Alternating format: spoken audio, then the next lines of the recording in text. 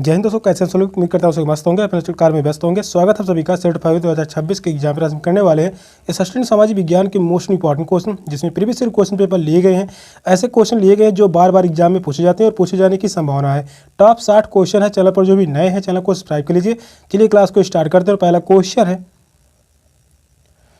पुरातत्वविदों को भारत में नवपाषाण युगीन गर्तवास कहाँ मिले हैं? चिरांद, महागढ़ा, हल्लूर या बुर्जहोम? कौन सा ऑप्शन करेक्ट है? क्वेश्चन इंपॉर्टेंट है, काफ़ी बार यह क्वेश्चन एग्जाम में पूछा गया है। 2023 में यह क्वेश्चन पूछा गया था और यही क्वेश्चन 2021 में भी पूछा गया। क्वेश्चन नंबर 1 करेक्ट आंसर क्या होगा? पुरातत्वविदों को भारत में नवपाषाण युगीन गर्तवास कहाँ मिले हैं? तो यह मिला हुआ है बुर्जहोम। फोर्थ ऑप्शन करेक्ट है, बुर्जहोम में मिले हुए हैं। बुर्जहोम कहाँ पर स्थित है? यह जो है जम्मू कश्मीर में है। जम्मू कश्मीर, बुर्जहोम जम्मू कश्मीर में स्थित है। बुर्जहोम में लोगों ने गर्तवास बनाए जो जमीन में खुदे हुए होते थे, जिनमें सीढ़ियां भी बनी हुई होती थी। फोर्थ ऑप्शन करेक्ट है। नेक्स्ट क्वेश्चन है, निम्नलिखित में से कौन सा सही सुमेल है? मध्यपाषाण युग 9000 वर्ष पहले, घरेलूकरण की प्रक्रिया का आरंभ करीब 12000 वर्ष पहले, मेहरगढ़ में बस्तियों का आरंभ करीब 18000 वर्ष पहले, नवपाषाण युग का प्रारंभ 12000 से 10000 वर्ष पहले। कौन सा ऑप्शन करेक्ट है? क्वेश्चन यहाँ भी इंपॉर्टेंट है।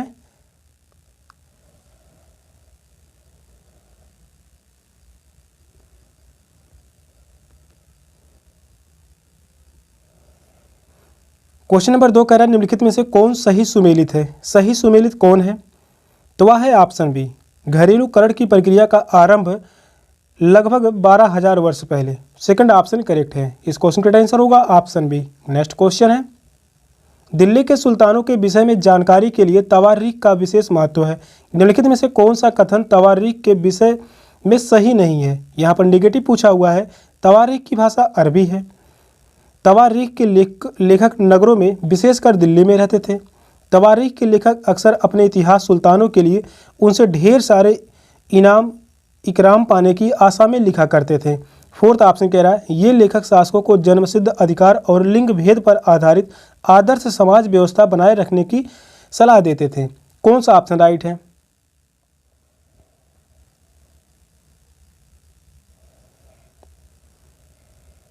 दिल्ली के सुल्तानों के विषय में जानकारी के लिए तवारीख का विशेष महत्व है। कौन सा कथन तवारीख के विषय में सही नहीं है? तो यहाँ पर नेगेटिव पूछा हुआ है। नहीं शब्द एग्जाम में ध्यान देने की बात है, क्योंकि यहाँ से गलतियाँ होती रहती हैं। तवारीख की भाषा अरबी है, तो यह गलत होगा।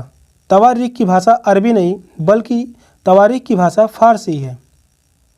तवारीख की कैसी भाषा है? तो वह है फारसी भाषा। पहला ही ऑप्शन सही होगा, क्योंकि यही ऑप्शन गलत है। फर्स्ट ऑप्शन राइट है। तवारीख की लेखक नगरों में विशेषकर दिल्ली में रहते थे, तो यह बात सही होगा। तवारीख के लेखक नगरों यानी विशेषकर दिल्ली में रहते थे। तवारीख के लेखक अक्सर अपने इतिहास सुल्तानों के लिए उनसे ढेर सारे इनाम इकराम पाने की आशा में लिखा करते थे। यह भी कथन सही होगा। ये लेखक शासकों को जन्मसिद्ध अधिकार और लिंग भेद पर आधारित आदर्श समाज व्यवस्था बनाए रखने की सलाह देते थे। यह भी ऑप्शन सही होगा। पहला ही ऑप्शन करेक्ट है। नेक्स्ट क्वेश्चन है,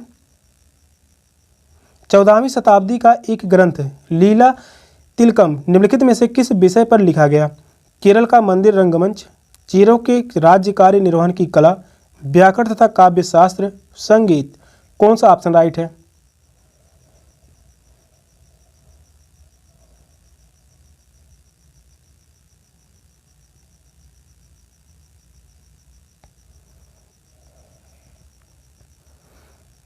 क्वेश्चन नंबर 4 का राइट आंसर क्या होगा? 14वीं शताब्दी का एक ग्रंथ लीला तिलकम निम्नलिखित में से किस विषय पर लिखा गया या किस विषय पर आधारित है?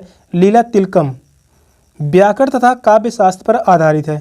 थर्ड ऑप्शन करेक्ट है, व्याकरण तथा काव्य शास्त्र। नेक्स्ट क्वेश्चन है, ए व बी कथनों को पढ़ें और सही विकल्प चुनें। पहला कथन कह रहा है, 19वीं शताब्दी में ब्रिटिश लोग उस क्षेत्र को जहां आज का अधिकांश राजस्थान स्थित है राजपुताना कहते थे। दूसरा कथन कह रहा है, यह एक ऐसा क्षेत्र था जहां केवल राजपूत ही रहते थे। ऑप्शन है ए सही है किंतु बी गलत है, बी सही है किंतु ए गलत है, ए बी दोनों सही हैं, ए बी दोनों गलत हैं। कौन सा ऑप्शन राइट है?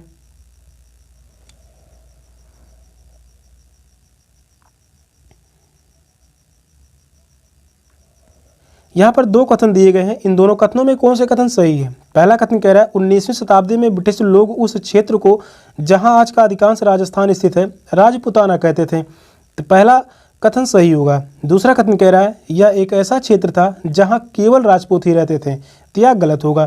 पहला कथन सही है किंतु दूसरा गलत है। फर्स्ट ऑप्शन राइट होगा, ए सही है किंतु बी गलत है। फर्स्ट ऑप्शन करेक्ट है। नेक्स्ट क्वेश्चन है, निम्नलिखित कथनों पर विचार करें और सही विकल्प का चयन करें। कथन पहला कह रहा है धर्म में सामूहिक आस्था प्रायः स्थानीय समुदायों समूहों के सामाजिक और आर्थिक संगठन से संबंधित होती है। दूसरा कथन कह रहा है सन 700 से लेकर 1750 के बीच बड़े सामाजिक राजनीतिक परिवर्तन आए और आज जिसे हम हिंदू धर्म कहते हैं उसमें भी इसी युग में महत्वपूर्ण बदलाव आए। ऑप्शन है कथन एक गलत है परंतु कथन दूसरा सही है। कथन पहला दूसरा दोनों सही है, पहला दूसरे की सही व्याख्या है। कथन पहला दूसरा दोनों गलत हैं। कथन पहला और दूसरा दोनों सही हैं परंतु पहले दूसरे की सही व्याख्या नहीं है। कौन सा ऑप्शन करेक्ट है?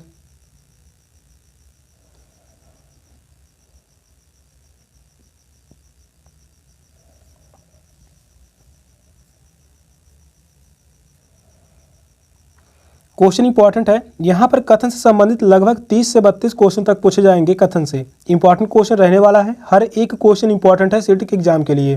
पहला कथन कह रहा है धर्म में सामूहिक आस्था प्रायः स्थानीय समुदायों समूहों के सामाजिक और आर्थिक संगठन से संबंधित होते थे, तो यह बात सही होगा। पहला कथन सही है। दूसरा कथन कह रहा है सन 700 से लेकर 1750 के बीच बड़े सामाजिक राजनीतिक परिवर्तन आए और आज जिसे हम हिंदू धर्म कहते हैं उसमें भी इसी युग में महत्वपूर्ण बदलाव आए, तो यह भी कथन सही होगा। दोनों ही कथन सही है, व्याख्या भी सही कर रहा है। सेकंड ऑप्शन करेक्ट है। कथन एक और दूसरा दोनों सही हैं, एक दूसरे की व्याख्या करता है। सेकंड ऑप्शन करेक्ट है। नेक्स्ट क्वेश्चन है ए तथा आर कथनों को पढ़िए तथा सही विकल्प का चुनाव कीजिए। अभिकथन ए कह रहा है भारतीय व्यापार द्वारा ईस्ट इंडिया कंपनी ने बहुत ज़्यादा लाभ कमाया। कारण आर है जिन्होंने भारतीय वस्त्र उद्योगों को खरीदने के लिए कृषकों और जमींदारों से राजस्व इकट्ठा किया। ऑप्शन है ए और आर दोनों सही हैं, आर ए की सही व्याख्या करता है। सेकंड ऑप्शन है ए और आर दोनों सही हैं, आर ए की सही व्याख्या नहीं करता। ए सही है परंतु आर गलत है, ए गलत है परंतु आर सही है। कौन सा ऑप्शन राइट है?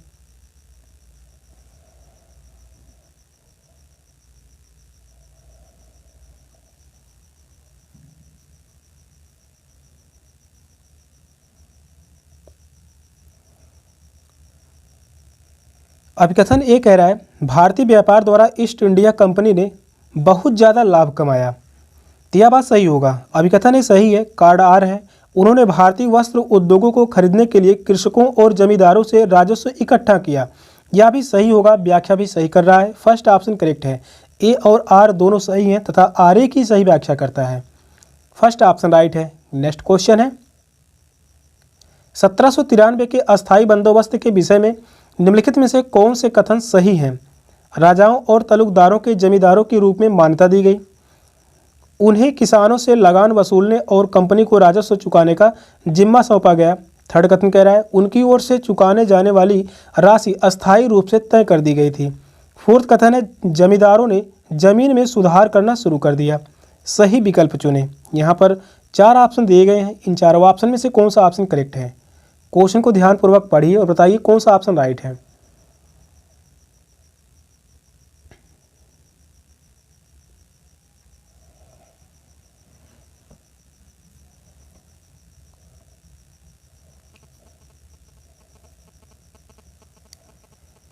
सत्रह सौ तिरानवे के अस्थायी बंदोबस्त के विषय में यहाँ पर 4 कथन दिए गए हैं। इन चारों कथनों में कौन से कथन सही है? पहला कथन कह रहा है राजाओं और तलुकदारों के जमींदारों के रूप में मान्यता दी गई, तो यह बात सही होगा, पहला कथन सही है। दूसरा कथन है उन्हें किसानों से लगान वसूलने और कंपनी को राजस्व चुकाने का जिम्मा सौंपा गया, तो यह भी कथन सही होगा, उनकी ओर से चुकाई जाने वाली राशि अस्थायी रूप से तय कर दी गई थी, तो यह भी कथन सही होगा। जमींदारों ने जमीन में सुधार करना शुरू किया, तो यह गलत होगा। फोर्थ कथन गलत है। ए, बी और सी कथन सही है, तो इस क्वेश्चन का आंसर होगा option C. Third option right है। नेक्स्ट क्वेश्चन है अमार जोबान नाम की पुस्तक किस भारतीय महिला द्वारा लिखी गई और पहली आत्मकथा है? इसकी लेखिका कौन है? आशापूर्णा देवी, कादम्बिनी गांगुली, राज सुंदरी देवी, इंदिरा देवी चौधरानी। कौन सा ऑप्शन राइट है? मोस्ट इंपॉर्टेंट क्वेश्चन रहने वाला है, काफ़ी बार एग्जाम में क्वेश्चन पूछा गया है।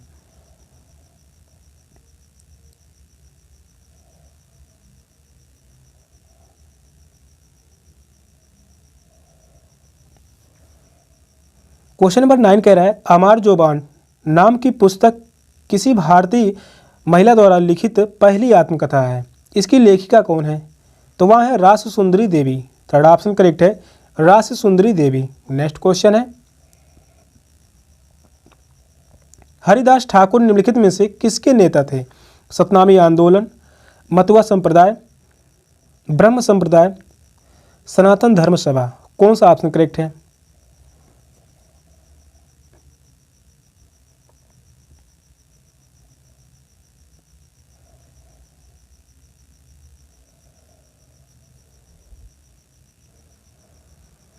क्वेश्चन नंबर 10 इंपॉर्टेंट है। यह क्वेश्चन काफ़ी बार एग्जाम में पूछा गया है। 2023 में यह क्वेश्चन पूछा गया था, 2024 में यह क्वेश्चन पूछा गया कथन में। हरिदास ठाकुर निम्नलिखित में से किसके नेता थे? हरिदास ठाकुर मतुआ संप्रदाय के नेता थे। सेकंड ऑप्शन करेक्ट है, मतुआ संप्रदाय। सतनामी आंदोलन के नेता कौन थे? तो वह थे गुरु घासीदास। गुरु घासीदास इंपॉर्टेंट है। गुरु घासीदास किस आंदोलन के नेता थे? सतनामी आंदोलन। ब्रह्म समाज की स्थापना किसने की थी? राजा राम मोहन राय ने। राजा राम मोहन राय। ब्रह्म समाज के नेता कौन थे? राजा राम मोहन राय। यहां पर सेकंड ऑप्शन करेक्ट होगा, मतुआ संप्रदाय। नेक्स्ट क्वेश्चन है नीचे दिए गए कथनों ए और आर को पढ़िए। पहला कथन कह रहा है राजा राम मोहन राय जैसे लोगों का सुधारकों की तरह वर्णन किया गया है। वे मानते थे कि अन्यायपूर्ण तौर तरीके से छुटकारा पाना और परिवर्तन लाना जरूरी है। सही विकल्प चुने। ए और आर दोनों सही है, आर ए की सही व्याख्या करता है। ए और आर दोनों सही हैं लेकिन आर ए की सही व्याख्या नहीं करता। ए सही है लेकिन आर गलत है। ए और आर दोनों गलत है। कौन सा ऑप्शन राइट है?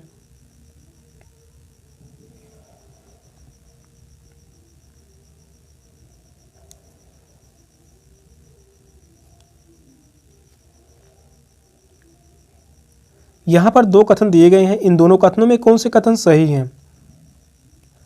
राजा राम मोहन राय जैसे लोगों का सुधारकों की तरह वर्णन किया जाता है। राजा राम मोहन राय ये ब्रह्म समाज के संस्थापक थे। ये ब्रह्म समाज के संस्थापक थे। वे मानते थे कि अन्यायपूर्ण तौर तरीके से छुटकारा पाना और परिवर्तन लाना जरूरी है। तो यह भी सही होगा। दोनों ही कथन सही हैं, व्याख्या भी सही कर रहा है। फर्स्ट ऑप्शन राइट है। ए और आर दोनों सही हैं, आर ए की सही व्याख्या करता है। फर्स्ट ऑप्शन करेक्ट है। नेक्स्ट क्वेश्चन है निम्नलिखित कथनों ए बी तथा सी को पढ़ें तथा सही उत्तर का विकल्प चुनें। जेम्स मिल ने भारत के इतिहास को प्राचीन, मध्य तथा आधुनिक इन 3 कालखंडों में बांटा था। मिल के विचार में अंग्रेजी शासन से पहले सारा अंधकार का दौर था। मिल की राय में ब्रिटिश शासन भारत को सभ्य बना सकता था। ऑप्शन है ए बी सही है किंतु सी गलत है, बी सी सही है किंतु ए गलत है, ए सी सही है किंतु बी गलत है, ए सही है किंतु बी सी गलत है। कौन सा ऑप्शन राइट है?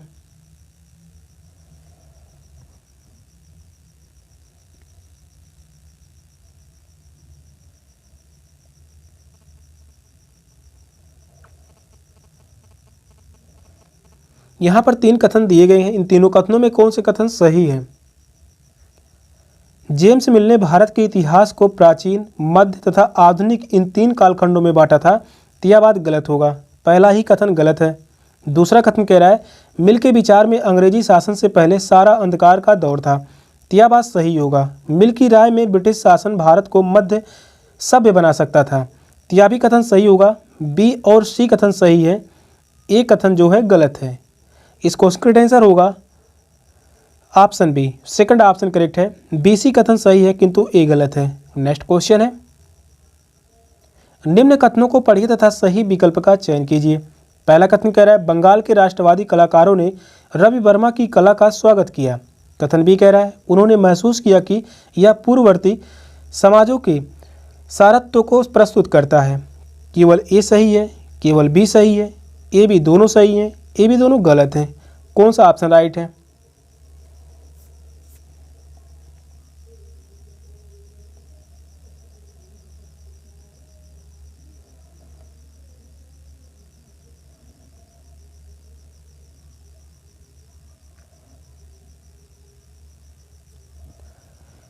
पहला कथन कह रहा है बंगाल के राष्ट्रवादी कलाकारों ने रवि वर्मा की कला का स्वागत किया। यह कथन जो है गलत होगा। उन्होंने महसूस किया कि यह पूर्वी समाजों के सारत्व को प्रस्तुत करता है। यह भी कथन गलत होगा। दोनों ही कथन गलत हैं। फोर्थ ऑप्शन राइट है। इस क्वेश्चन का आंसर होगा ऑप्शन डी। नेक्स्ट क्वेश्चन है भारतीय योजना आयोग का गठन डैश डैश हेतु नीतियों की योजना बनाने के लिए हुआ था। सामाजिक विकास, लैंगिक समानता, राजनीतिक समाधान, आर्थिक विकास। कौन सा ऑप्शन राइट है?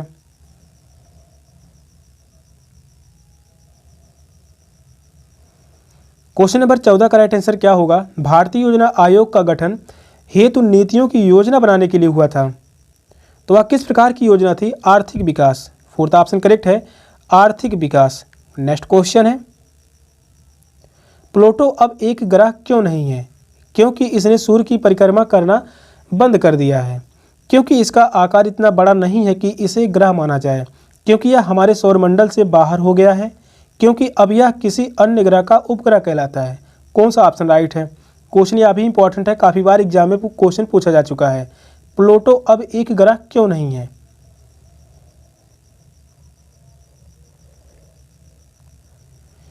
क्योंकि इसका आकार इतना बड़ा नहीं है कि इसे ग्रह माना जाए। सेकंड ऑप्शन करेक्ट है। प्लूटो ग्रह क्यों नहीं है? क्योंकि इसका आकार इतना बड़ा नहीं है कि इसे ग्रह माना जाए। नेक्स्ट क्वेश्चन है यदि भारत में सुबह के 7 बजे हैं तो उस समय लंदन जो कि यूनाइटेड किंगडम में ग्रीनविच के पास स्थित है में कितने बजे होंगे? 6:30 अपराह्न, 3:30 अपराह्न, 1:30 पूर्वाह्न, 1:30 अपराह्न। कौन सा ऑप्शन राइट है? समय से संबंधित यहाँ पर 1 से 2 क्वेश्चन हर बार सेट के एग्जाम में पूछे गए हैं, इस बार भी पूछे जाएंगे। क्वेश्चन आसान होते हैं, आसानी से क्वेश्चन हल हो जाएंगे। यहाँ पर ध्यान देने की बात है, एक अंश बराबर 4 मिनट के बराबर होता है और ग्रीनविच और भारत के मानक के बीच की जो समय रेखा का अंतराल है लगभग यहाँ से 5.5 घंटे का अंतराल है। यहीं इतने से ही क्वेश्चन हल हो जाएंगे समय से संबंधित। क्वेश्चन नंबर 16 कह रहा है यदि भारत में सुबह के 7 बजे हैं तो उस समय लंदन जो कि यूनाइटेड किंगडम में ग्रीनविच के पास स्थित है में कितने बजे होंगे? तो यहाँ पर जो है 7 बजे है, इसमें क्या करेंगे 5.5 घंटा जोड़ देंगे। तो यहाँ पर जो प्राप्त होगा 1:30 पूर्वाह्न, 1:30 पूर्वाह्न। थर्ड ऑप्शन करेक्ट होगा। इस क्वेश्चन का आंसर है ऑप्शन सी। नेक्स्ट क्वेश्चन है भारत की भौगोलिक विशेषताओं के बारे में दिए गए कथनों को पढ़िए तथा सही विकल्प का चुनाव कीजिए। बहुत से लोकप्रिय पहाड़ी स्थान मध्य हिमालय में स्थित हैं। उत्तरी मैदानों में अधिक जनसंख्या है क्योंकि यहाँ कृषि हेतु उपजाऊ भूमि है। पश्चिमी घाटों में प्रचुर मात्रा में खनिज पाए जाते हैं तथा यहाँ अधिक जनसंख्या है। केवल ए सही है, केवल बी सही है, केवल ए तथा बी सही है, केवल बी तथा सी सही है। कौन सा ऑप्शन करेक्ट है?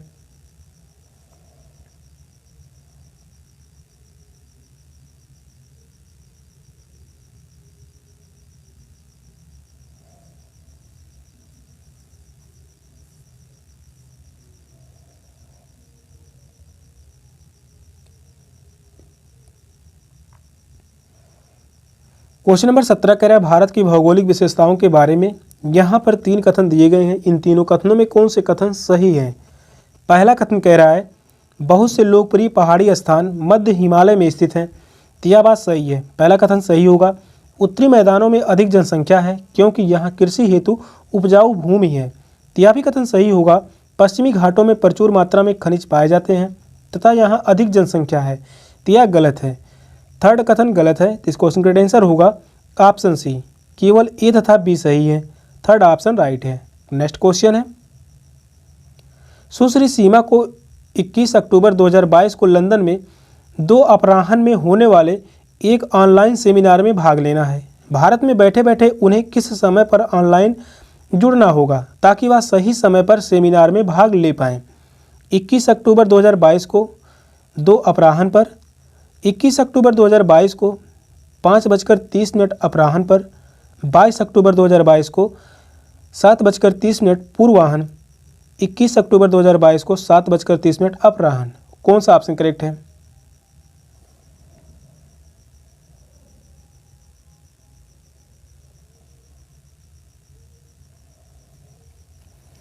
क्वेश्चन यह भी काफ़ी इंपॉर्टेंट क्वेश्चन रहने वाला है, एग्जाम में पूछे जाने की संभावना है। आसान क्वेश्चन है। सुश्री सीमा को 21 अक्टूबर 2022 को लंदन में 2 अपराह्न में होने वाले एक ऑनलाइन सेमिनार में भाग लेना है। 2 अपराह्न, और भारत में बैठे बैठे उन्हें किस समय ऑनलाइन जुड़ना होगा ताकि वह सही समय पर सेमिनार में भाग ले पाएँ। तो यहाँ पर हम सभी को पता है 5.5 घंटे का समय अंतराल है। इसमें क्या करेंगे, 5.5 घंटे जोड़ देंगे, प्राप्त होगा यहाँ पर 30 और यहाँ पर प्राप्त होगा 5 2 7, 7:30 अपराह्न। अपराह्न फोर्थ ऑप्शन करेक्ट है। 21 अक्टूबर 2022 को 7:30 अपराह्न पर, फोर्थ ऑप्शन ही करेक्ट होगा। नेक्स्ट क्वेश्चन है। मृदा के निम्नलिखित लक्षणों पर विचार कीजिए। रंग, बनावट, मोटाई, ह्यूमस की मात्रा, पारगम्यता। उपयुक्त में से कौन से लक्षण मूल चट्टान द्वारा निर्धारित होते हैं? यहाँ पर चारों ऑप्शन दिए गए हैं, कौन सा ऑप्शन राइट है?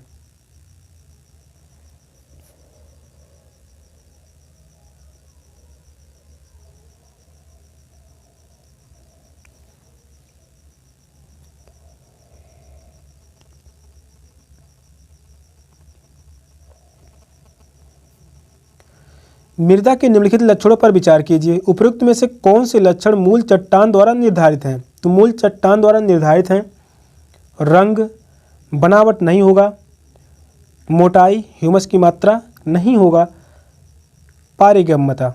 तो यहाँ पर ए, सी और ई सही है। तो इस क्वेश्चन का आंसर होगा option B, second option correct है। इस क्वेश्चन का आंसर है ऑप्शन बी। नेक्स्ट क्वेश्चन है।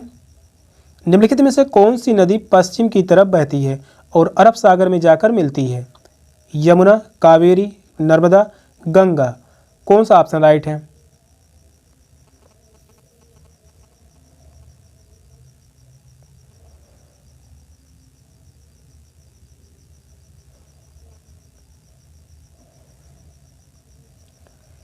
निम्नलिखित में से कौन सी नदी पश्चिम की तरफ बहती है और अरब सागर में जाकर मिलती है? यह क्वेश्चन पढ़ाया गया है, इंपॉर्टेंट क्वेश्चन है। तो वह है नर्मदा नदी।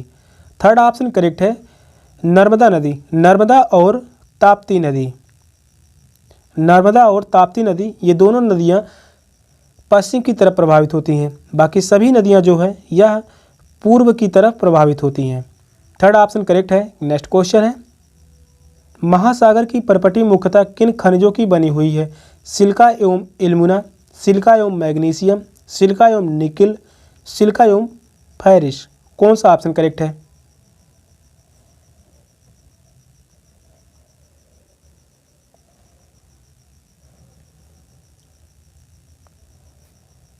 महासागर की परपटी मुख्यतः किन खनिजों की बनी हुई है? सिलिका एवं मैग्नीशियम,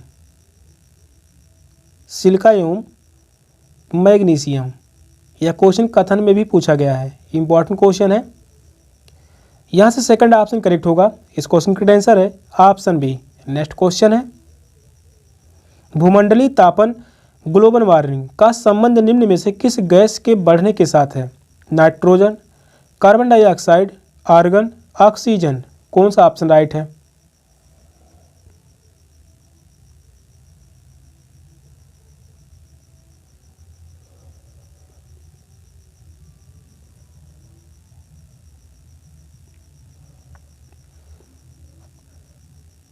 भूमंडलीय तापन यानी ग्लोबल वार्मिंग का संबंध निम्न में से किस गैस के बढ़ने के साथ है?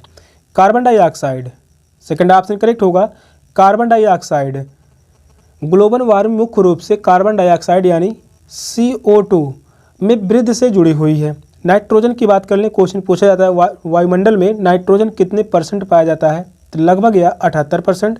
ऑक्सीजन की बात कर लें तो वायुमंडल में लगभग या 20 से 21%। सेकंड ऑप्शन करेक्ट है। नेक्स्ट क्वेश्चन है। निम्नलिखित कथनों ए, बी और सी को पढ़िए। सूर्य ताप एक महत्वपूर्ण कारक है जो तापमान के वितरण को प्रभावित करता है। सूर्य तप की मात्रा भूमध्य रेखा में ध्रुवों की ओर बढ़ती है। तापमान भूमध्य रेखा से ध्रुवों की ओर घटता जाता है। सही विकल्प का चुनाव कीजिए। केवल ए सही है, केवल ए और बी सही है, केवल ए और सी सही है, केवल बी और सी सही है। कौन सा ऑप्शन राइट है?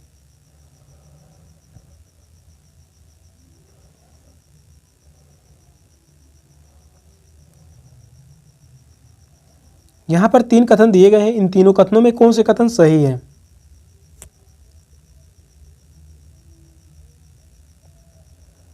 सूर्य तप एक महत्वपूर्ण कारक है जो तापमान के वितरण को प्रभावित करता है। तो यह बात सही होगा, पहला कथन सही है। सूर्य ताप की मात्रा भूमध्य रेखा से ध्रुवों की ओर बढ़ती है। तो यह गलत होगा। तापमान भूमध्य रेखा से ध्रुवों की ओर घटता जाता है, यह सही है। ए और सी कथन सही है। इस क्वेश्चन का आंसर होगा option C, third option correct है। नेक्स्ट क्वेश्चन है,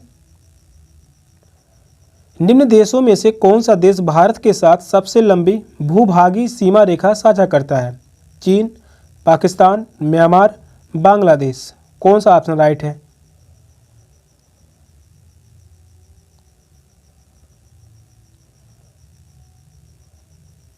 क्वेश्चन कह रहा है निम्न देशों में से कौन सा देश भारत के साथ सबसे लंबी भूभागीय सीमा रेखा साझा करता है? चीन के साथ सीमा साझा करता है भारत, लगभग यहाँ से 3488 किलोमीटर। पाकिस्तान के साथ बात कर लें तो यहाँ पर 3323 किलोमीटर। म्यांमार के साथ सीमा साझा करता है 1647 किलोमीटर। और बांग्लादेश के साथ सीमा साझा करता है 4096 किलोमीटर। अब आप सभी को पता चल गया होगा कौन सा ऑप्शन करेक्ट है। फोर्थ ऑप्शन राइट है। इस क्वेश्चन का आंसर होगा ऑप्शन डी। बांग्लादेश भारत के साथ 4096 किलोमीटर एक लंबी सीमा साझा करता है। क्वेश्चन पूछा जा सकता है भारत के साथ सबसे छोटी सीमा साझा करने वाला देश, तो वह है अफगानिस्तान। अफगानिस्तान लगभग 106 किलोमीटर, लगभग 106 किलोमीटर। फोर्थ ऑप्शन करेक्ट है बांग्लादेश। नेक्स्ट क्वेश्चन है, जनसंख्या पिरामिड जो कि आधार से चौड़ा है वह डैश डैश दर्शाता है? उच्च जन्म दर, उच्च जीवन प्रत्याशा, बच्चों की अधिक संख्या, निम्न मृत्यु दर। सही विकल्प का चुनाव कीजिए। यहाँ पर 4 ऑप्शन है, कौन सा ऑप्शन राइट है?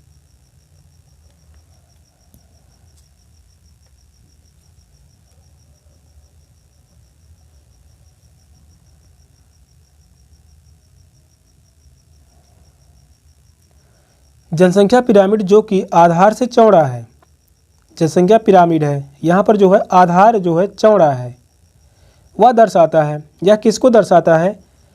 उच्च जन्म दर को, बच्चों की अधिक संख्या। यहाँ पर 2 कथन सही होगा। उच्च जीवन प्रत्याशा गलत है, निम्न मृत्यु दर यह भी गलत होगा। ए और सी सही है, फर्स्ट ऑप्शन राइट है। इस क्वेश्चन का आंसर होगा ऑप्शन ए। नेक्स्ट क्वेश्चन है, निम्न उदाहरण को पढ़िए। अमेरिका के विश्वविद्यालय से स्नातकोत्तर उपाधि प्राप्ति के बाद राजेश भारत छोड़कर अमेरिका में बस गया। प्रवास विषय पढ़ाते समय इस उदाहरण को किस चर्चा के लिए प्रयोग किया जा सकता है? अपकर्ष कारक एवं अप्रवास, प्रतिकर्ष कारक एवं अप्रवास, अपकर्ष कारक एवं उत्प्रवास, प्रतिकर्ष कारक एवं उत्प्रवास। कौन सा ऑप्शन करेक्ट है?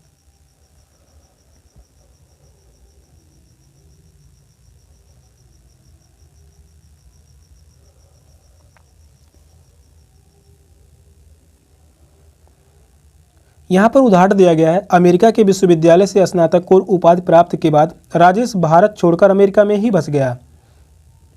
प्रवास विषय पढ़ाते समय इस उदाहरण को किस चर्चा के लिए प्रयोग किया जा सकता है? अपकर्ष कारक एवं उत्प्रवास। थर्ड ऑप्शन करेक्ट है। इस क्वेश्चन का आंसर है ऑप्शन सी। नेक्स्ट क्वेश्चन है, निम्नलिखित में से किस फसल को वृद्धि के लिए 210 पाला रहित दिन और तेज चमकीली धूप की आवश्यकता होती है? मक्का, काफ़ी, चाय या कपास। कौन सा ऑप्शन राइट है?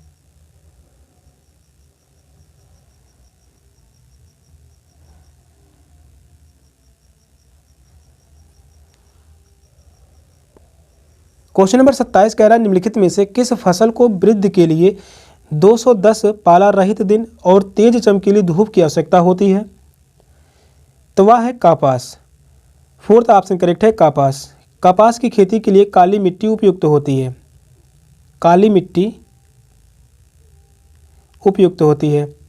फोर्थ ऑप्शन राइट है। नेक्स्ट क्वेश्चन है, संयुक्त राज्य अमेरिका में नस्ली भेदभाव के विरुद्ध किए गए नागरिक अधिकार आंदोलन सिविल राइट्स मूवमेंट जिसमें सबने अवज्ञा के शांतिपूर्ण तरीके का प्रयोग किया गया था का नेतृत्व किसने किया था? John Lewis, Saint Simon, Martin Luther King Junior, Jesse Jackson. कौन सा ऑप्शन राइट है? क्वेश्चन काफ़ी इंपॉर्टेंट है, इस क्वेश्चन को याद रखिए, पूछे जाने की संभावना है।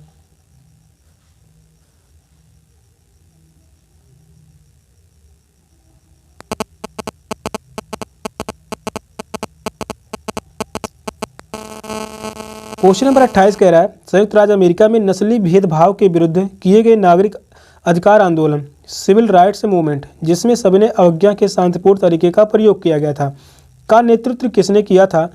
मार्टिन लूथर किंग जूनियर ने। थर्ड ऑप्शन करेक्ट है, मार्टिन लूथर किंग जूनियर।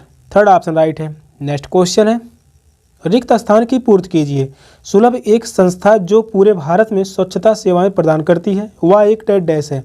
गैर सरकारी संगठन, सरकारी परियोजना, संयुक्त राष्ट्र विकास कार्यक्रम, निजी कंपनी। कौन सा ऑप्शन राइट है?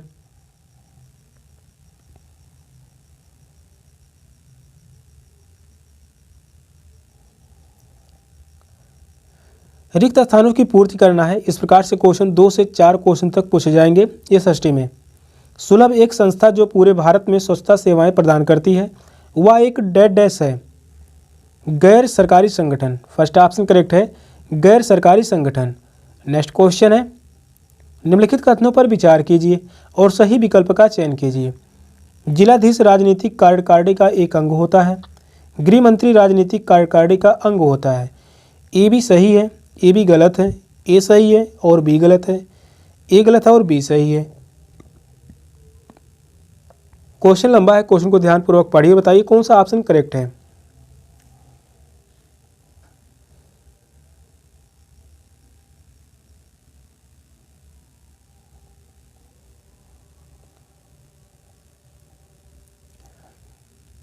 कथन ये कह रहा है, जिलाधीश राजनीतिक कार्यकारिणी का अंग होता है, यह बात गलत होगा।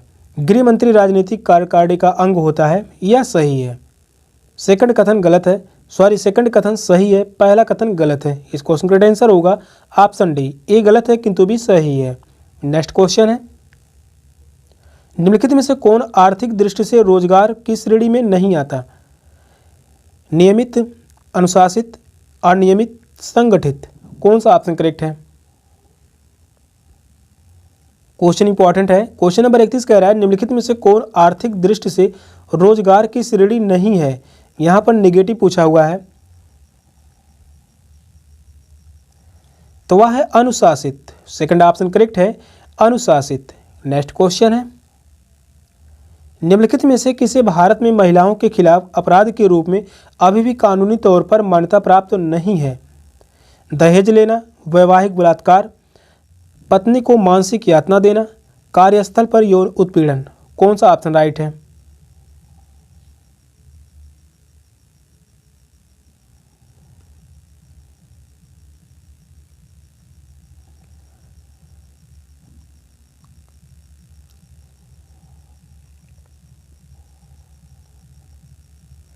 निम्नलिखित में से किसे भारत में महिलाओं के खिलाफ अपराध के रूप में अभी भी कानूनी तौर पर मान्यता प्राप्त नहीं है? तो वह है वैवाहिक बलात्कार। सेकंड ऑप्शन करेक्ट है, वैवाहिक बलात्कार को कानूनी तौर पर मान्यता नहीं दी गई है। नेक्स्ट क्वेश्चन है, उत्तर प्रदेश के चित्रकूट जिले में 8 दलित महिलाओं द्वारा संचालित एक प्रसिद्ध समाचार पत्र खबर लहरिया किस स्थानीय भाषा में प्रकाशित होता है? अवधी, बघेली, बुंदेली या कन्नौजी। कौन सा ऑप्शन राइट है?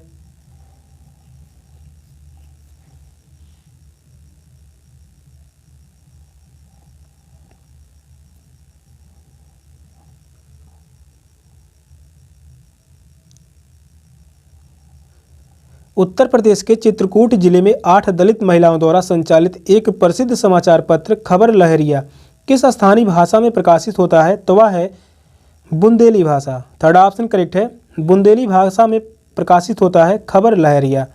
नेक्स्ट क्वेश्चन है, संचार माध्यमों के संदर्भ में एक सजग दर्शक कौन होता है, जो अपना दृष्टिकोण संचार माध्यमों द्वारा मुख्यतः दर्शाई गई बातों पर बनाता है, जो विभिन्न संचार माध्यमों का सर्वाधिक इस्तेमाल करता है, जो संचार माध्यमों के दर्शाए हुए विषयों का आनंद भी ले और उन पर प्रश्न भी उठाए, जो किसी एक संचार माध्यम का प्रतिबद्ध दर्शक हो। कौन सा ऑप्शन राइट है?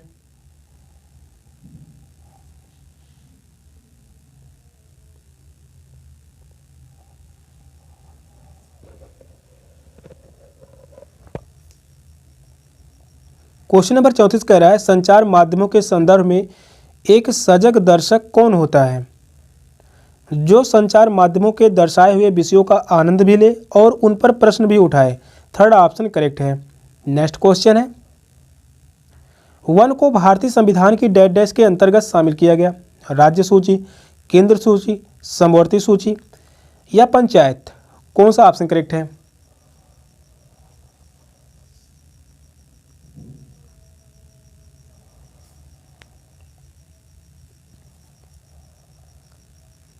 क्वेश्चन नंबर 35 का राइट आंसर क्या होगा? वन को भारतीय संविधान की डैश डैश किस सूची के अंतर्गत शामिल किया गया है?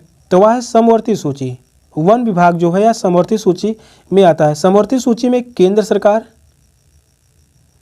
एवं राज्य सरकार दोनों ही कानून बनाते हैं। राज्य सूची में केवल राज्य सरकार ही कानून बनाता है। केंद्र सूची में केवल केंद्र सरकार ही कानून बनाता है। थर्ड ऑप्शन करेक्ट है। नेक्स्ट क्वेश्चन है, कौन सा न्यायालय सर्वोच्च न्यायालय का पूर्ववर्ती है? भारत का संघीय न्यायालय, पूर्वी भारत का केंद्रीय न्यायालय, ब्रिटेन का सर्वोच्च न्यायालय, बंगाल का सर्वोच्च न्यायालय। कौन सा ऑप्शन राइट है?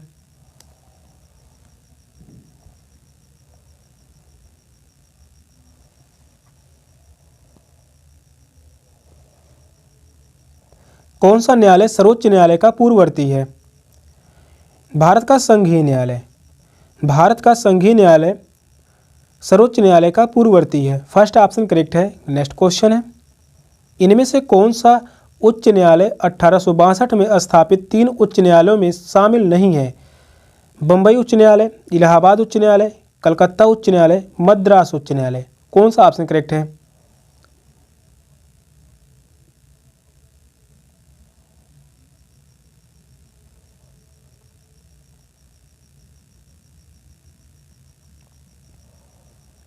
क्वेश्चन नंबर 37 कह रहा है, इनमें से कौन सा उच्च न्यायालय 1862 में स्थापित 3 उच्च न्यायालयों में शामिल नहीं है? 3 उच्च न्यायालय कौन कौन थे? तो वह बम्बई उच्च न्यायालय, कलकत्ता उच्च न्यायालय, इसके बाद मद्रास उच्च न्यायालय। ये 3 उच्च न्यायालय 1862 में स्थापित किए गए। कौन नहीं है? तो वह है इलाहाबाद उच्च न्यायालय। सेकंड ऑप्शन करेक्ट है, इलाहाबाद उच्च न्यायालय। नेक्स्ट क्वेश्चन है, जूठन के लेखक कौन है? Doctor B R. अम्बेडकर, ओम प्रकाश वाल्मीकि, कबीर, प्रेमचंद। कौन सा ऑप्शन करेक्ट है?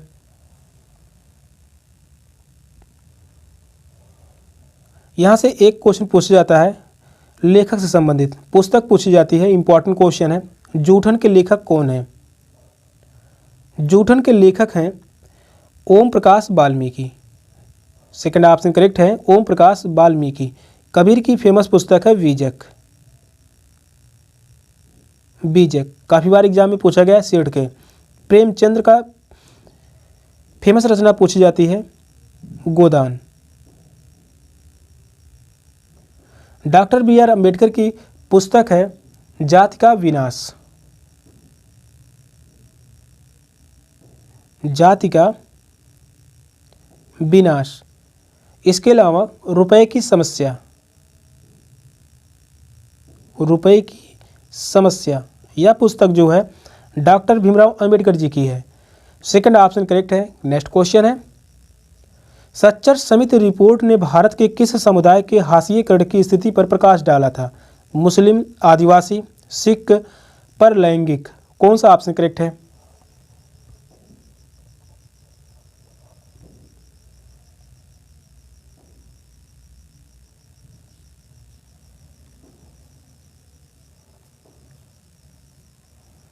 सच्चर समिति रिपोर्ट ने भारत के किस समुदाय के हाशिएकरण की स्थिति पर प्रकाश डाला था?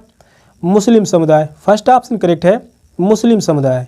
नेक्स्ट क्वेश्चन है, निम्नलिखित कथनों पर विचार कीजिए तथा उपयुक्त विकल्प चुनें। कथन ये कह रहा है, रूढ़िबद्ध धारणाएं हमें किसी व्यक्ति विशेष को उसकी अपनी विशिष्ट गुणों के साथ देखने से रोकती है। कथन बी कह रहा है, रूढ़िबद्ध धारणाएं बड़ी संख्या में लोगों को एक ही प्रकार के खांचे में जड़ देती है। ऑप्शन है केवल ए सही है, केवल बी सही है, ए बी दोनों सही हैं। बी ए की सही व्याख्या है, ए बी दोनों सही है, परंतु बी ए की व्याख्या नहीं है। कौन सा ऑप्शन करेक्ट है? यह क्वेश्चन जो है पेडागॉजी से है। पेडागॉजी से लगभग यहाँ से 15 से 18 क्वेश्चन तक पूछे जाएंगे।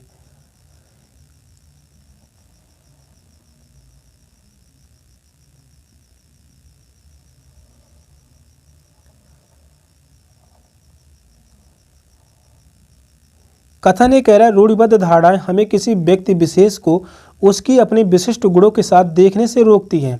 तो यह बात सही होगा।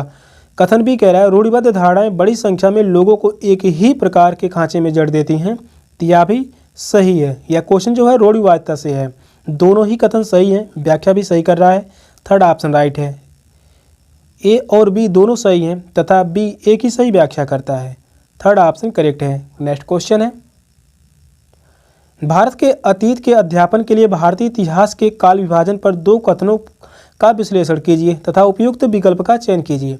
कथन पहला कह रहा है, अंग्रेज इतिहासकारों ने भारत के इतिहास को 3 युगों हिंदू, मुस्लिम और ब्रिटिश में बांटा था। कथन दूसरा है, यह काल विभाजन इस विचार पर आधारित था कि शासकों का धर्म ही एक महत्वपूर्ण ऐतिहासिक परिवर्तन होता है। केवल कथन पहला सही है, केवल कथन दूसरा सही है। दोनों कथन सही हैं तथा कथन दूसरा पहले की सही व्याख्या है। दोनों कथन सही हैं परंतु कथन दूसरा पहले की सही व्याख्या नहीं है। कौन सा ऑप्शन करेक्ट है?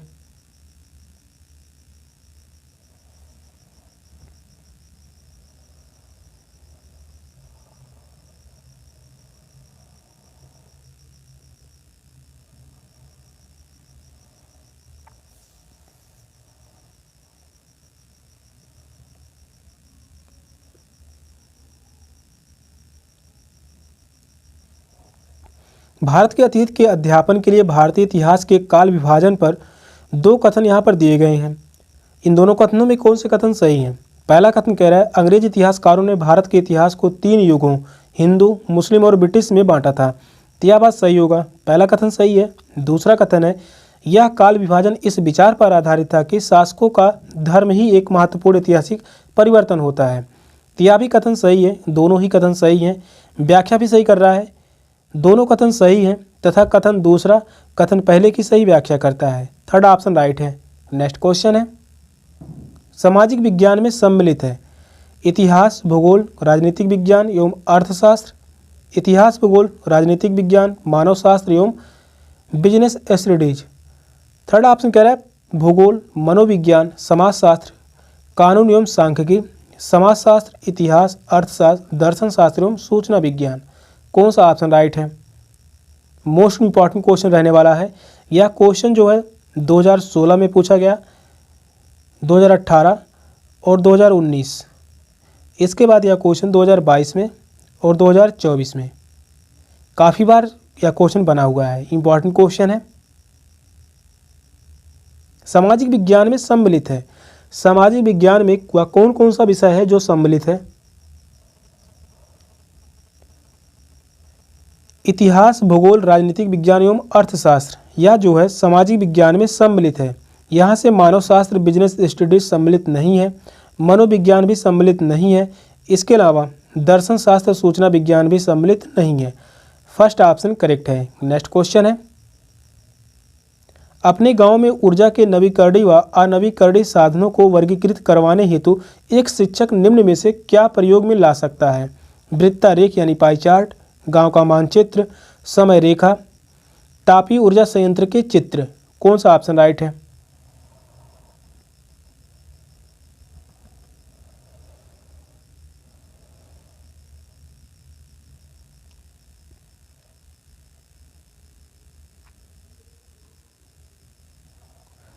क्वेश्चन नंबर 43 कह रहा है अपने गांव में ऊर्जा के नवीकरणीय व अनवीकरणीय साधनों को वर्गीकृत करवाने हेतु एक शिक्षक निम्न में से क्या प्रयोग में ला सकते हैं।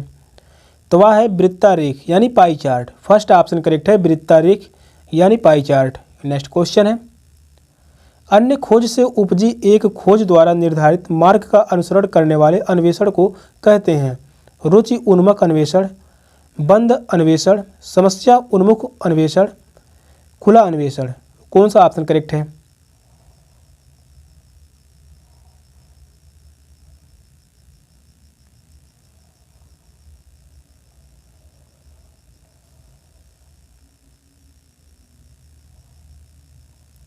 अन्य खोज से उपजी एक खोज द्वारा निर्धारित मार्ग का अनुसरण करने वाले अन्वेषण को कहते हैं खुला अन्वेषण। फोर्थ ऑप्शन करेक्ट है, खुला अन्वेषण।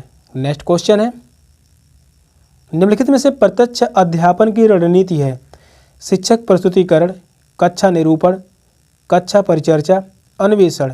सही विकल्प चुनिए। यहाँ पर चारों ऑप्शन दिए गए हैं, कौन सा ऑप्शन करेक्ट है।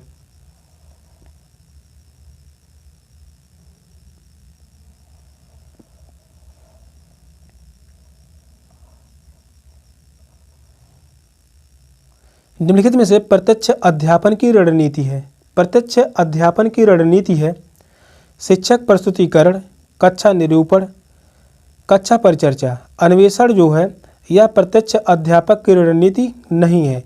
ए, बी और सी सही होगा। इस क्वेश्चन का आंसर है option D, fourth option correct है। नेक्स्ट क्वेश्चन है आपकी दैनिक सामाजिक विज्ञान कक्षा की पाठ्य योजना के लिए निम्नलिखित में से कौन सा सही है। प्रभावशाली देखने के लिए किसी भी विषय पर पाठ्य योजना को लंबा एवं विशिष्ट शब्दावली वाला होना चाहिए। बी ऑप्शन कह रहा है पाठ्य योजना को कक्षा में शिक्षक को अपना प्रभुत्व थोपने की स्वतंत्रता देनी चाहिए। सी ऑप्शन कह रहा है पाठ्य योजना को सुनमय और कक्षा के लिए निर्धारित अवधि की तुलना में थोड़ा छोटा होना चाहिए। डी ऑप्शन है सामाजिक विज्ञान में पाठ्य योजना नियंत्रित होनी चाहिए ताकि विवादास्पद विषयों पर परिचर्चा से बचा जा सके। कौन सा ऑप्शन करेक्ट है।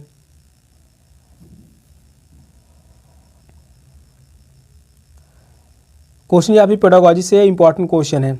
आपकी दैनिक सामाजिक विज्ञान कक्षा की पाठ्य योजना के लिए निम्नलिखित में से कौन सा सही है। प्रभावशाली देखने के लिए किसी भी विषय पर पाठ्य योजना को लंबा एवं विशिष्ट शब्दावली वाला होना चाहिए, तो विशिष्ट शब्दावली वाला नहीं होना चाहिए।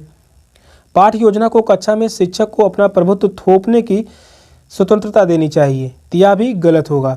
पाठ्य योजना को सुनमय और कक्षा के लिए निर्धारित अवधि की तुलना में थोड़ा छोटा होना चाहिए, तो यह बात सही होगा। थर्ड ऑप्शन करेक्ट है।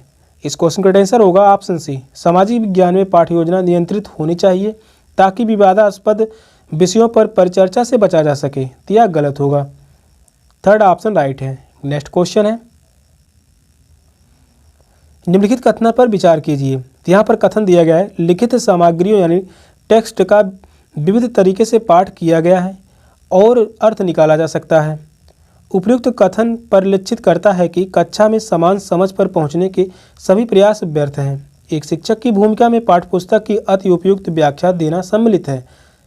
शिक्षकों का अध्यापन के समय पाठ सामग्री का पुनः चयन, पुनः परिभाषित करना एवं पुनः अर्थ निकालना आवश्यक है। पाठ्यपुस्तकीय ज्ञान को दिया गया है के रूप में प्रस्तुत किया जाना चाहिए जहां व्याख्या हेतु बहुत कम अवसर हो। कौन सा ऑप्शन राइट है।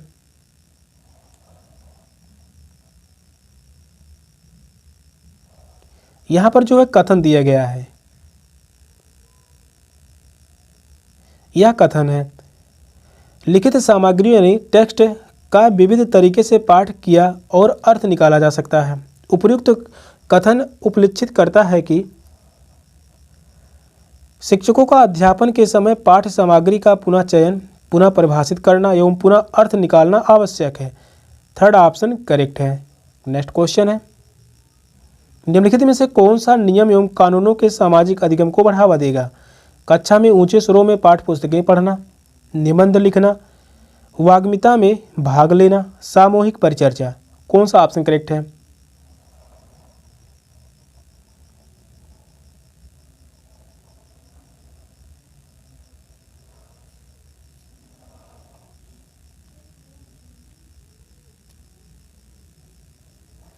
निम्नलिखित में से कौन सा नियम एवं कानूनों के सामाजिक अधिगम को बढ़ावा देगा? तो सामाजिक अधिगम को बढ़ावा देगा सामूहिक परिचर्चा। फोर्थ ऑप्शन करेक्ट है, सामूहिक परिचर्चा। नेक्स्ट क्वेश्चन है, निम्न में से कौन सा विकल्प दर्शाता है कि छात्रों ने विविधता विषय पर आलोचनात्मक चिंतन विकसित कर लिया है?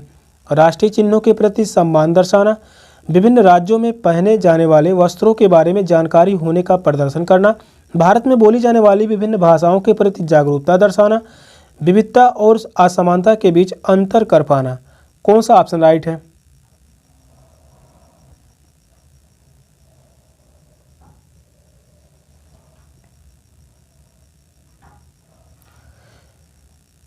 क्वेश्चन कह रहा है, निम्न में से कौन सा विकल्प दर्शाता है कि छात्रों ने विविधता विषय पर आलोचनात्मक चिंतन विकसित कर लिया है? विविधता और असमानता के बीच अंतर कर पाना। फोर्थ ऑप्शन करेक्ट है, विविधता और असमानता के बीच अंतर कर पाना। नेक्स्ट क्वेश्चन है, अति उपयुक्त विकल्प का चयन कीजिए। सामाजिक विज्ञान की पाठ्यपुस्तकों में कार्टूनों की कोई भूमिका नहीं है और वे विवाद पैदा करते हैं। वे कक्षा को आनंददायक बनाते हैं क्योंकि सामाजिक विज्ञान विषय बहुत ही नीरस है। अधिगमकर्ताओं को कक्षा में पाठ्यपुस्तकों की ओर आकर्षित करते हैं, एक बड़े समाज के मूलभूत मुद्दों को उठाते हैं जिन्हें अधिगमकर्ताओं अपने आसपास के चीज़ों से जोड़कर देख पाता है। कौन सा ऑप्शन करेक्ट है?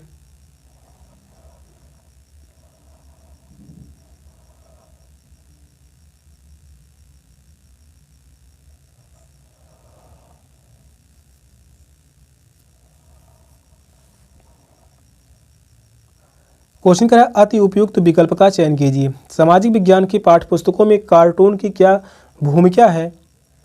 एक बड़े समाज के मूलभूत मुद्दों को उठाते हैं जिन्हें अधिगमकर्ता अपने आसपास की चीज़ों से जोड़कर देख पाता है। फोर्थ ऑप्शन करेक्ट है। नेक्स्ट क्वेश्चन है, सामाजिक विज्ञान के शिक्षा शास्त्र में अन्वेषण रणनीति की मौलिक उपयोगिता है? शिक्षार्थियों की नौकरी की क्षमता, कौशल और वेतन पैकेज को बढ़ाने के लिए, यदि आवश्यक हो छात्र अपने पसंदीदा विषय को चुन सके, छात्रों को मानसिक स्वास्थ्य संबंधी मुद्दों से जूझने के लिए तैयार करना, छात्रों में वैज्ञानिक पद्धति और रुचियों को विकसित करने के लिए। कौन सा ऑप्शन करेक्ट है?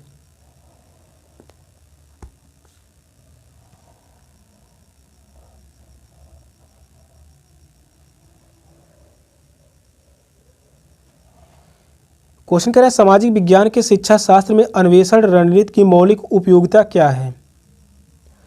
छात्रों में वैज्ञानिक पद्धति और रुचियों को विकसित करने के लिए कहना। फोर्थ ऑप्शन करेक्ट है। नेक्स्ट क्वेश्चन है, कक्षा में जब शिक्षक बहुत प्रकार की चट्टानें देखती हैं तो उनमें से दिखाई गई चट्टान को विद्यार्थी आग्नेय चट्टान के रूप में पहचान लेता है। वह बच्चा प्रक्रियात्मक ज्ञान का प्रयोग कर रहा है, आलोचनात्मक साक्ष्यों का प्रदर्शन कर रहा है, श्रेणीयत एवं वर्गीकरण कर रहा है, स्थानीय दशाओं में अनुप्रयोग कर रहा है। कौन सा ऑप्शन करेक्ट है?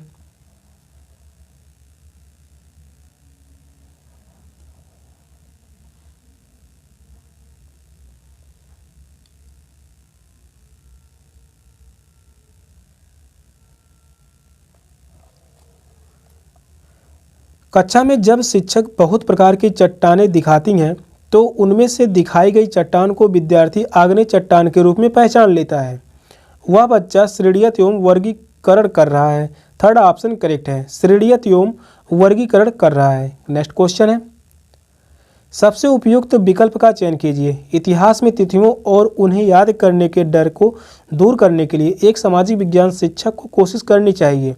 विद्यार्थियों को कुछ महत्वपूर्ण तिथियां याद करने के लिए समझाना चाहिए ताकि वे परीक्षा में पास हो सकें। संस्कृतियों एवं समाजों के आए परिवर्तनों को दर्शाने के लिए विभिन्न समयों के लोगों की कहानियों व विचारों पर जोर देना।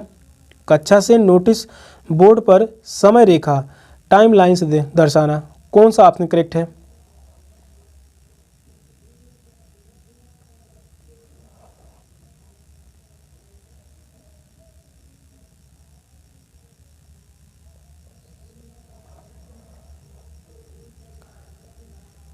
क्वेश्चन नंबर 53 कह रहा है सबसे उपयुक्त विकल्प का चयन कीजिए। इतिहास में तिथियों और उन्हें याद करने के डर को दूर करने के लिए एक सामाजिक विज्ञान शिक्षक को कोशिश करनी चाहिए। विद्यार्थियों को कुछ महत्वपूर्ण तिथियां याद करने के लिए समझाना चाहिए ताकि वे परीक्षा में पास हो सकें। यह बात गलत होगा। संस्कृतियों एवं समाजों में आए परिवर्तनों को दर्शाने के लिए विभिन्न समयों के लोगों की कहानियाँ व विचारों पर जोर देना, यह कथन सही होगा। थर्ड कथन कह रहा है कक्षा में नोटिस बोर्ड पर समय रेखा यानी टाइमलाइन दर्शाना, यह भी कथन सही है। बी और सी कथन सही है, सेकंड ऑप्शन करेक्ट है। नेक्स्ट क्वेश्चन है औपनिवेशिक भारत में शिक्षा पद्धतियों की चर्चा हेतु किस स्रोत को प्राथमिक स्रोत मानेंगे? रविन्द्रनाथ टैगोर की घरे बाहरे, जेम्स मिल का ब्रिटिश भारत का इतिहास, ज्योतिबा फूले की गुलामगिरी, ताराबाई शिंदे की स्त्री पुरुष तुलनात्मक, कौन सा ऑप्शन करेक्ट है?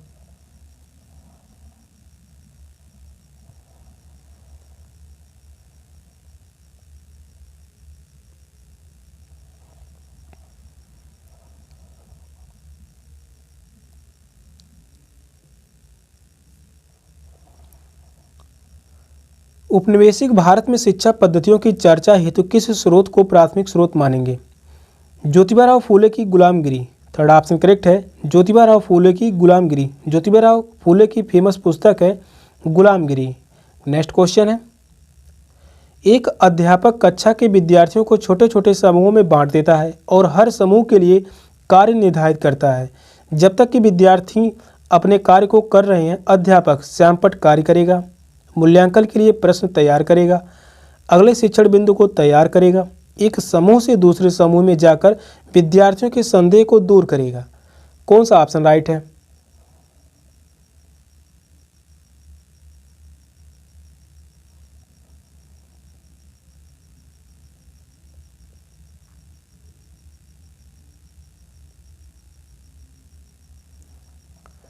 क्वेश्चन इंपॉर्टेंट है। क्वेश्चन कह रहा है एक अध्यापक कक्षा के विद्यार्थियों को छोटे छोटे समूहों में बांट देता है और हर समूह के लिए कार्य निर्धारित करता है।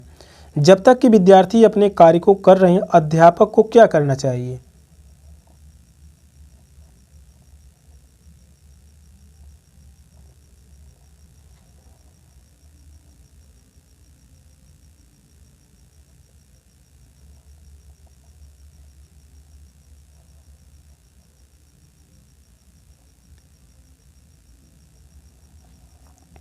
अध्यापक को एक समूह से दूसरे समूह में जाकर विद्यार्थियों के संदेह को दूर करेगा।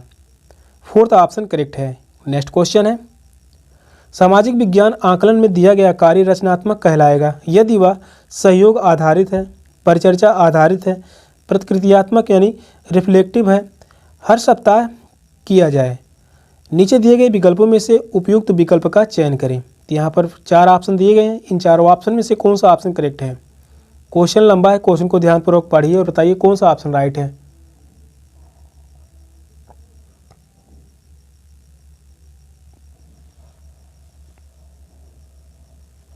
सामाजिक विज्ञान आकलन में दिया गया कार्य रचनात्मक कहलाएगा यदि वह सहयोग आधारित है, परिचर्चा आधारित है, प्रकृत्यात्मक यानी रिफ्लेक्टिव है, हर सप्ताह किया जाए। तो यह गलत होगा। ए, बी और सी सही है। फर्स्ट ऑप्शन राइट है। ए, बी तथा सी कथन सही है। नेक्स्ट क्वेश्चन है विद्यार्थियों की दिशा संबंधी जानकारी के आकलन में निम्न में से कौन से संसाधन प्रासंगिक हैं? ग्लोब, ग्राफ, टाइमलाइन, मानचित्र, कौन सा ऑप्शन राइट है? तो यहाँ पर 4 ऑप्शन दिए गए हैं। इन 4 ऑप्शन में से कौन सा ऑप्शन करेक्ट है?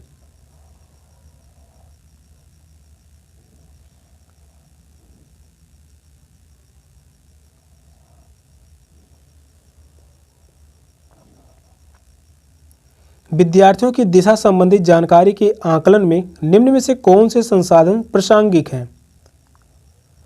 तो वह है ग्लोब और मानचित्र, ग्राफ, टाइमलाइन। यह दोनों गलत होगा।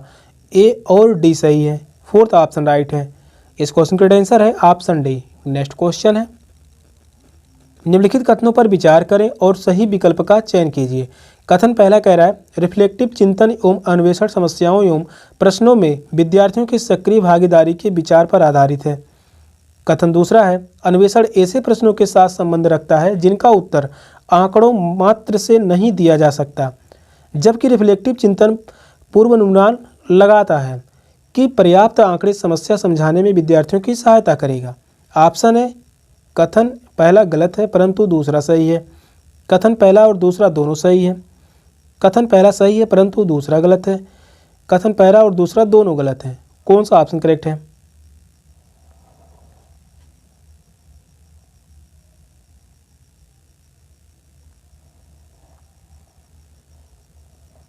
यहाँ पर दो कथन दिए गए हैं, इन दोनों कथनों में कौन से कथन सही हैं? कथन से संबंधित यहाँ पर 30 से 32 क्वेश्चन तक पूछे जाएंगे, ये बार बार बता रहा हूँ। और जो भी क्वेश्चन करवाए जा रहे हैं कथन से संबंधित, हर एक क्वेश्चन सेट एग्जाम के लिए मोस्ट इंपॉर्टेंट क्वेश्चन रहने वाला है। यहाँ से क्वेश्चन फंसेंगे ही फंसेंगे। कथन पहला कह रहा है रिफ्लेक्टिव चिंतन एवं अन्वेषण समस्याओं एवं प्रश्नों में विद्यार्थियों की सक्रिय भागीदारी के विचार पर आधारित है। तो यह बात सही होगा, पहला कथन सही है।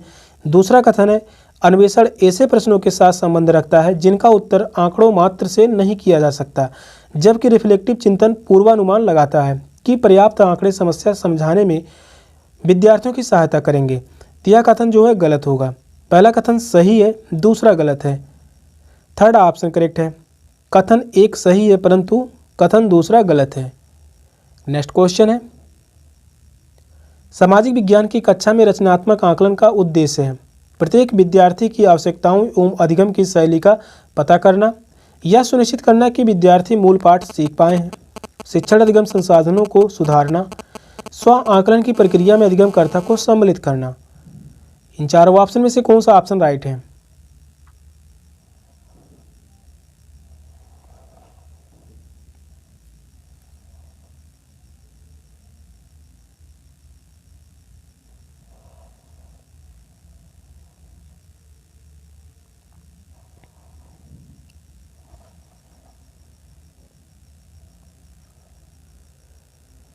सामाजिक विज्ञान की कक्षा में रचनात्मक आकलन का उद्देश्य क्या है? रचनात्मक आकलन से यहाँ से क्वेश्चन लगभग 2 से 4 क्वेश्चन तक पूछे जाते हैं एसएसटी में। इंपॉर्टेंट क्वेश्चन है प्रत्येक विद्यार्थी की आवश्यकताओं एवं अधिगम की शैली का पता करना। तो यह सही होगा, यहाँ पर रचनात्मक आकलन है। यह सुनिश्चित करना कि विद्यार्थी मूल पाठ सीख पाए हैं। तो यह गलत होगा। शिक्षण अधिगम संसाधनों को सुधारना, यह सही है। स्व आकलन की प्रक्रिया में अधिगमकर्ता को सम्मिलित करना, यह भी सही होगा। तो यहाँ पर ए, सी और डी कथन सही है। फोर्थ ऑप्शन राइट है। इस क्वेश्चन का आंसर है ऑप्शन डी।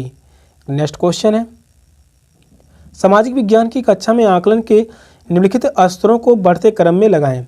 सूचना अभिलेखन, सुधार के लिए सूचना का उपयोग, अध्यापन एवं अधिगम के लिए प्रभाव की सीमा के बारे में सूचना संग्रहित करना, एकत्रित सूचना का विश्लेषण करना एवं रिपोर्ट बनाना।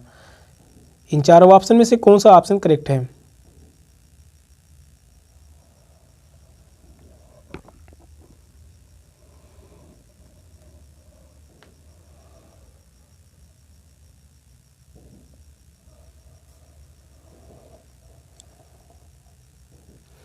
क्वेश्चन कह रहा है सामाजिक विज्ञान की कक्षा में आकलन के निम्नलिखित स्तरों को बढ़ते क्रम में लगाएं। तो यहाँ पर बढ़ते हुए क्रम में लगाना है, तो बढ़ते हुए क्रम में लगाएंगे अध्यापन एवं अधिगम के प्रभाव की सीमा के बारे में सूचना संग्रहित करना, यह जो है पहले नंबर पर आएगा। दूसरे नंबर पर आएगा सूचना अभिलेखन। तीसरे नंबर पर आएगा यहाँ पर एकत्रित सूचना का विश्लेषण करना एवं रिपोर्ट बनाना। और चौथे नंबर पर है सुधार के लिए सूचना का उपयोग। तो यहाँ पर पहले नंबर पर सी है, दूसरे नंबर पर ए है, तीसरे नंबर पर डी है और चौथे नंबर पर यहाँ पर बी है।